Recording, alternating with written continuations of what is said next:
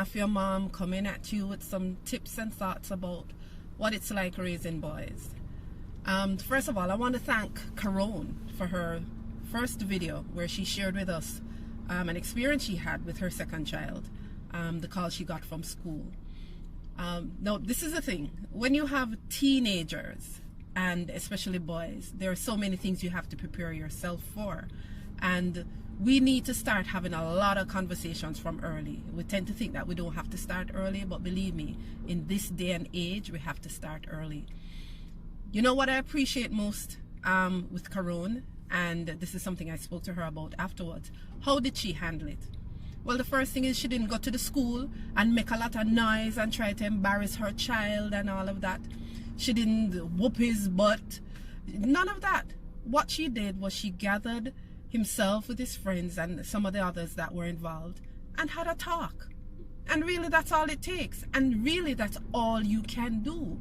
Because at the end of the day, they are going to make their decisions on how they want to move forward. And this is something we have to remember. We cannot control them. And that's part of the big problem. We try to control our kids. As parents, our job is to guide and discipline them, which comes from the root word of that is disciple. And think about what a disciple was. And for all the Christians who are listening, how did Jesus treat the disciples? Even the bad ones he loved same way, and he just counseled them. Our job is to guide and raise our children. And think about what the word raise means. When you raise something, you lift it up. You take it to a higher plane. So when we're beating down on our kids and we're talking down to them, is that raising them? I don't think so. But I also wanted to share with you one of the many experiences I've had with my boys. Now, boy, these days are really different. When I was growing up, I remember I was always a tomboy, even though most of my friends are men. And it took a while for them to get their hands on porn because you had to go and buy it in a pharmacy or something. And they couldn't go buy at a young age. And the ones who got access to it when they were young is because they had an older brother or maybe their father or uncle. And they found where they had the stash. My first experience with porn, I think I was about 11. I went in my brother's room and he never put back the mattress properly. And there was the hustle and the what is the other one? I never remember. Sticking out. So me move the mattress and take them up and flip through the pages with my eyes bulging out. But today's day is very different. It just takes a tap on a tablet, a computer, a phone, and there is a porn. So my son, his first experience with porn was when he was 10 years old. Now, I didn't think I'd have to touch that conversation until they were a little old, at least 13. But yep, 10. So I've learned you have the conversation early. And it was a little bit careless on my part because I'm one of those parents who, they don't have easy access to Wi-Fi at the house. All their phones, tablets, whatever, has parental control on it. I go through. I make sure I'm the one that signs up everything on their devices. So I just have to go on my phone or my laptop and go into Google and I can see every website they've been on, everything they've searched for. I also do it with WhatsApp where I can see all their messages. Yes, I am that mom. And by the way, if you're interested, let me know because I can do a live teaching you how to do that. Because for me, knowing how dangerous these devices can be, they are good. Like everything in this world, it can be used for good and bad. And if you're scared about predators, scared about what your child is going to be exposed to, you have to know what they're doing. But this morning, it was one of those mornings that I just wanted to sleep. And I don't know, them pick me up. During the week, you can't get them up for school. But on a Saturday and Sunday, they're up first thing in the morning. So my son was up and he didn't have a tablet at the time. His brother had his, but he didn't have a tablet at the time or a phone. And so he came to me and was there, Mom, can I borrow your tablet? Can I borrow your tablet? So I just wanted to go sleep. And I just give him a tablet, unlock it, give it to him. Here's a problem. My tablet is for me. So it doesn't have all those parental control stuff on it and all of that. So apparently his story is that he was searching. It so happens we were talking the day before about smegma. If you don't know what smegma is, parents, we are living in an age of information. Go Google it. So in talking about that, and I did tell him to Google and also, you know, read up a little more on it. So in doing that, I don't remember exactly because this happened a while ago. He entered something, and Google has a way of filling in things for you. So he was something about the body, and it said body naked and naked people having sex. And so children are curious. He clicks on it. Long story short, I got up and I noticed it, and this particular child of mine is never quiet. He's playing a game, he's doing the sound effects. Chum, chum, chum, chum, oh, get out. He's talking to the game, all of that. But this day, he was sitting in the corner of his bedroom, quietly. And when I came and I stood at the door and looked at him, he kind of gave me a side look. And, you know, as he started fidgeting with the tablet. So I just walked over to him and took the tablet. Of course, it was blank. He turned it off. I turned it back on. I went into Google history. And oh my God, Pornhub. And I started looking at what he was looking at, and my heart went flipper, flapper, flipper, flapper. I'm like, dear God, 10 years old.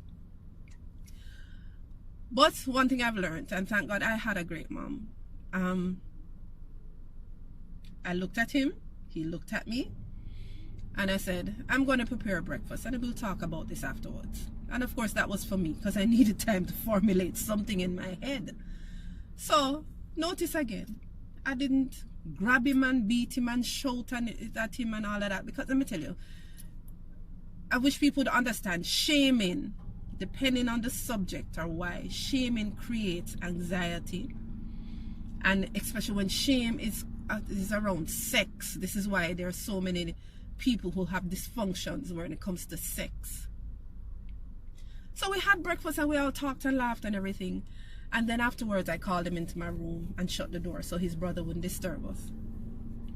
And I asked him, asked him how it is he got on these sites, and he told me. And based on what I looked up in terms of what he searched for, he wasn't lying. It just came up. Google helped him. And so I said to him, why do you look ashamed? Because of course I'm talking to him and he's, you know, looking down and everything. And I said, why do you look ashamed? And he's like, I said, let me tell you why. No, I said to him, do you think that you did something wrong? Do you think that you shouldn't be looking at stuff like this? And he shook his head and said, yes. I said, so why were you doing it? And he explained to me again what he was searching. And I said, okay. And this is what I said to him. I said, here's the thing, honey. Just like driving, I started teaching his brother how to drive from he was 10. Because my dad taught me when I was young. And I find that you make more confident drivers. I said, can your brother drive at 10? He said, yes. I said, can your brother go out on the road or just to go take the car and drive it out now? He said, no. And I said, why? He said, because he's not old enough and under the law he has to be a certain age. I said, exactly. I said, the pictures you saw, there's nothing wrong. I said, oh, and I also said to him, what do you notice about the things you looked at? He shook his shoulder. I said, did you see any children in those pictures? He said, no. And thank God it wasn't any child porn. And he said, no. I said, exactly. I said, the pictures you saw are about sex. And sex is for adults. Right? Not for children. So there's nothing wrong with what was happening in the videos and the pictures that you saw. But this is for adults. This is something you will do when you're an adult. No shame in it. But at this age now, you're not ready for this. It's not right for you at this age. And we talked about it to the point where he relaxed and he started asking me questions about what he saw and all of that. And this is a funny part. You know, he said, so did you and daddy do those things? And I said, of course. How do you think you and your brother came about? And he's, ew. And I'm like, why are you ewing? It's natural. I said, wait, you soon find out. You know, we laughed about it. And then he said to me, one of the pictures, Mom, the lady had the man penis in her mouth. Did you and daddy do that? Of course, I'm like, listen, your dad and I were adults and we were married. We did everything that we could do under the law. And he insisted that he's not kissing me anymore. Every time I remember that part, I laughed. But so far since then, I still do a search at least twice a week to see what they're looking at and all of that. So far since then, no searches for porn. And I do believe it's because of how it was handled. If I shamed him, because I remember growing up, the ones who were shamed, the ones who, let me tell you, the forbidden fruit always get eaten. The forbidden fruit always get eaten. Tell a child not to do something and see what happens. It builds a curiosity, right? And we can't protect them, especially where porn is concerned. Let me tell you, I've been to school when they were in prep school, and my son is coming to tell me, say, Mom, she has a phone with data, and they're watching Sausage Party, or them watching something with sex and curse words and violence and all of that. And one thing I'm happy is that from my boys were young, I developed a relationship with them. So they come to me with things. They're very open with me. And I mean, like Corona, my son from first form tell me that kids in his class are vaping. So these things are easily accessible. And the only way we can protect our children against these things is by building a relationship with them, by talking to them about it. It might seem like it got through one ear and come through another, but trust me, they are listening. And when you have that relationship with your child that they feel comfortable in talking to you, they will come to you about things. I'm blessed to have that with my boys. So, listen, educate yourself and educate your children. That's all we can do, and build that relationship. We are going to have things we have to deal with, unpleasant things when they're especially teenagers and sometime earlier. But prepare ourselves, and shaming the child is not the answer. Alright, so you guys have a good day, and listen out, I have some other things I want to talk about. Caron has been hitting the nail on the head and dealing with it. I'll be posting her videos. We are here to help our boys. I mean, I don't know, lately just a lot of videos and a lot of things. And it's breaking my heart. So we need to talk. We need to help each other in how to raise our young men because they're in crisis mode. All right? You guys have a good day. Thank you.